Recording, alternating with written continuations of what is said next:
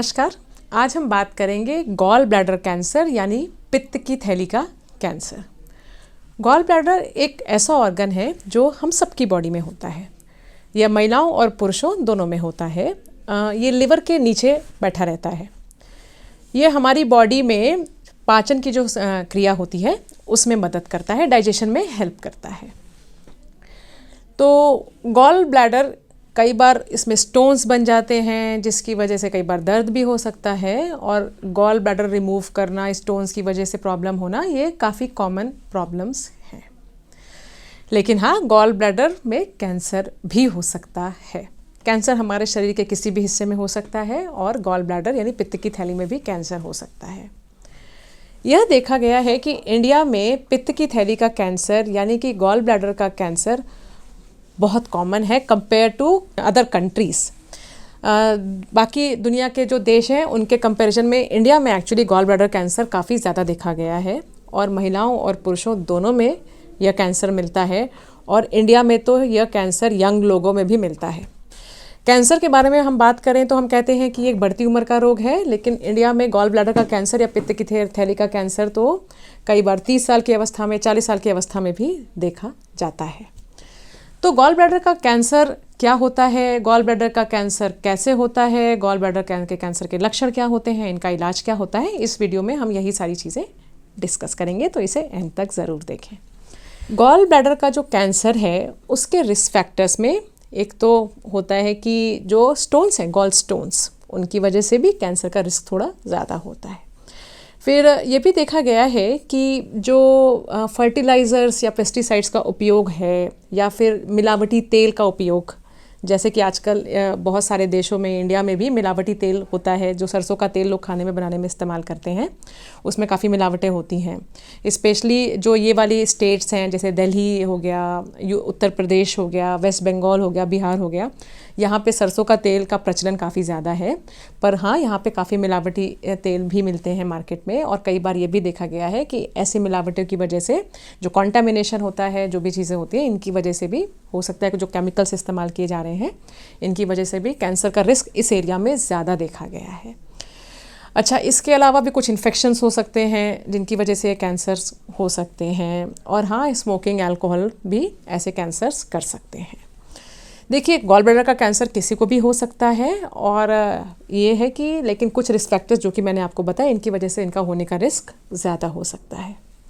अच्छा, gall bladder cancer के लक्षण क्या होते हैं, पित्त की थैली के कैंसर के क्या लक्षण हैं, कैसे पता कर सकते हैं?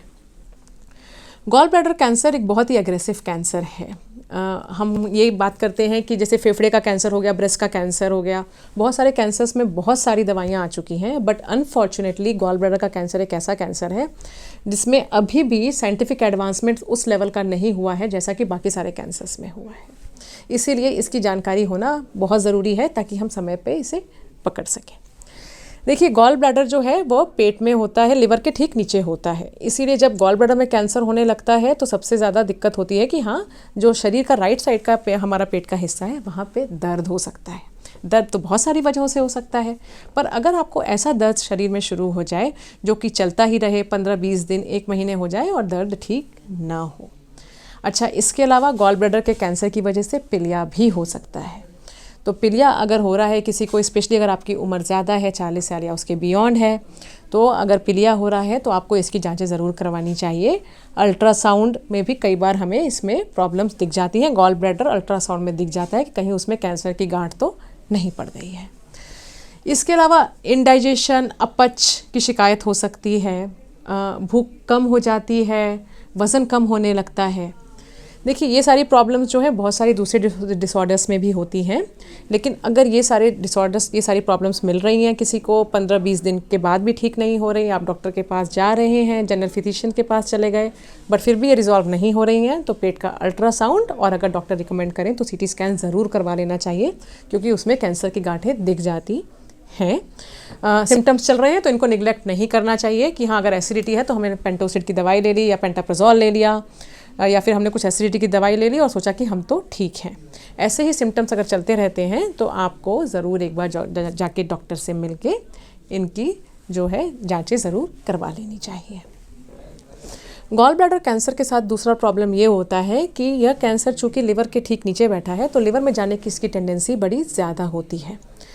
तो एक तो ये लिवर में डायरेक्टली जा सकता है और दूसरा ये ब्लड के थ्रू, जो हमारा ब्लड का या खून का जो प्रवाह होता है उसके थ्रू भी ये लिवर में जाता है, जिसे कि हम मेटास्टेसिस बोलते हैं। अगर ये ब्लड के थ्रू लिवर में चला जाता है तो उसको स्टेज 4 का कैंसर कहते हैं। इसके अलावा गॉल ब्लैडर हमारे फेफड़ों में भी जा सकता है और पेट के दूसरे हिस्सों में भी, शरीर के दूसरे हिस्से में भी फैल सकता है, जिसे कि स्टेज 4 या मेटास्टेटिक कैंसर कहा जाता है। गॉल ब्लैडर का कैंसर कई बार ऐसे पता चलता है कि हाँ, पथरी के लिए पित्त की थैली की सर्जरी की गई और उसमें साथ में पित्त की थैली में पथरी के अलावा हमें कैंसर दिख जाता है, जिसे कि हम कहते हैं इंसिडेंटल फाइंडिंग ऑफ कैंसर। और हाँ, अगर उसमें कैंसर आ रहा है तो हमें उसे निगलेक्ट नहीं करना है, फिर उसको प्रॉपरली इन्वेस्टिगेट करना है और फिर हमें देखना है कि कहीं मरीज़ को कैंसर वाली सर्जरी की रिक्वायरमेंट तो नहीं है, जो कि मेजॉरिटी ऑफ केसेस में ज़रूरत पड़ती है। तो फिर हाँ, उनका एक दोबारा दूसरा प्रॉपर कैंसर वाला सर्जरी होता है।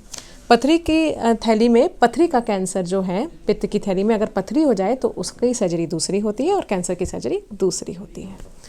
अच्छा, इसके बाद कैंसर वापस न आए, क्योंकि जैसा मैंने आपको बताया है कि गॉल ब्लैडर का कैंसर शरीर के दूसरे हिस्सों में जा सकता है ब्लड के थ्रू, तो इसलिए हम कीमोथेरेपी देते हैं ताकि कैंसर के वापस आने का रिस्क भी कम हो जाए। और कई बार इसमें सिकाई या रेडिएशन की ज़रूरत भी पड़ती है। कैंसर्स में सिकाई का इस्तेमाल क्यों करते हैं, इसके लिए हमने एक दूसरा वीडियो बनाया है, बट मैं बस एक बार आपको इस सिंपल सी भाषा में समझाती हूँ कि क्या कैंसर में क्या होता है। जैसे कैंसर की गांठ तो हो गई, जो कि हमने सर्जरी से निकाल दी, बट कई बार उसमें जड़ें होती हैं जिनको जलाने के लिए हम रेडिएशन या सिकाई का इस्तेमाल करते हैं। तो गॉल ब्लैडर की सर्जरी, रेडिएशन, कीमोथेरेपीज, ये सब ट्रीटमेंट ऑप्शंस हैं। इन सब के बावजूद कई बार बीमारी वापस आ सकती है और कई बार तो बीमारी पता ही तब चलती है जब वो शरीर में फैल गई हो। अगर बीमारी वापस आ जाए या शरीर में फैल गई हो तो जैसे कि मैंने बताया, इसे हम एडवांस या एडवांस कैंसर कहते हैं या फिर स्टेज 4 का कैंसर कहते हैं। स्टेज 4 के कैंसर्स में क्या ट्रीटमेंट ऑप्शंस हैं हमारे पास?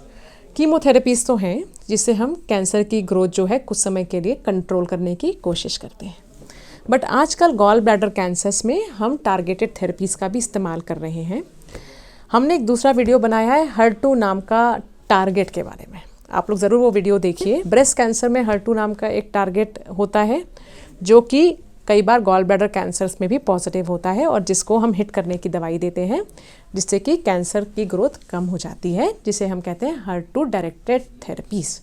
तो कीमोथेरेपीज़ के अलावा टारगेटेड थेरेपीज़ भी गॉल ब्लैडर कैंसर में इस्तेमाल होती हैं, लेकिन हाँ, इसके लिए हमें टेस्ट करने होते हैं, कुछ टेस्ट करते हैं और जिससे ये पता चलता है कि ये दवाई मरीज़ के लिए कारगर सिद्ध होगी या नहीं।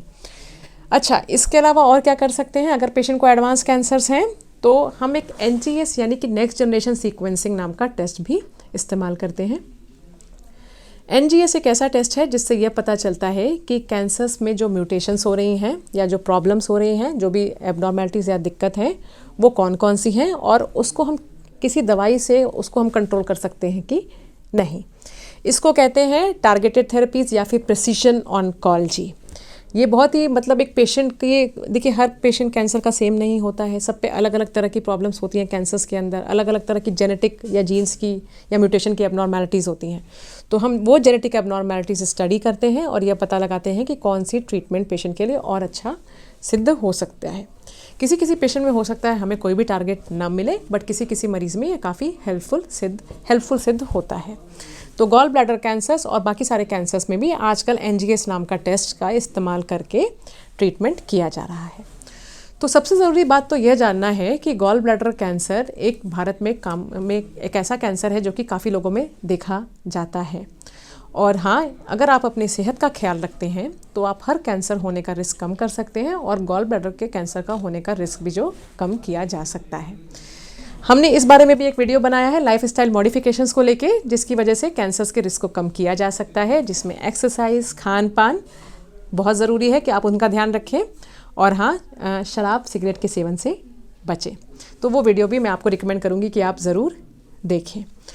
तो कैंसर प्रिवेंट भी किया जा सकता है काफ़ी हद तक, और कैंसर्स के चिन्ह समझ के उनको प्रॉपरली टाइमली इन्वेस्टिगेट करके कैंसर्स को तब पकड़ा जा सकता है कि जब वो बिल्कुल ठीक होने के चांसेस जब हमारे पास सबसे ज़्यादा होते हैं।